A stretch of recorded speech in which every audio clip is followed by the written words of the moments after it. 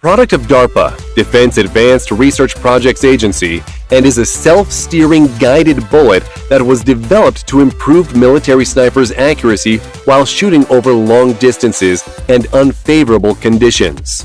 This bullet has the ability to lock onto its targets and change direction while in mid-air, depending on wind speed changes and even the target itself moving.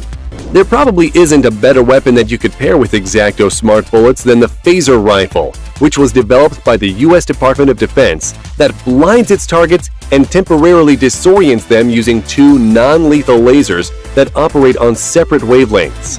While it is true that the United Nations banned blinding laser weapons in 1995, the phaser effects are only temporary, but blind a target even for a few seconds and it could be the deciding factor that allows a sniper to take out that enemy. Or it could disorient some hostage takers long enough for a SWAT team to take them out. Speaking of which, Special Forces have a lot of cool weapons at their disposal. One of those is the Corner Shot. It's basically a rifle that pivots in half and uses a high-resolution video camera to show you what the other half is pointing at.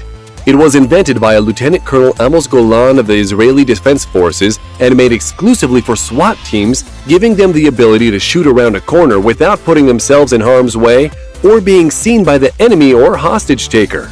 The Corner Shot is made to accept different handguns including the Glock 22 and 23, and it can also be fitted with a grenade launcher. Micro air vehicles, or MAVs, and microelectric mechanical systems, MEMS, have been in the works since the 1940s and are essentially cyborg bugs and other winged creatures.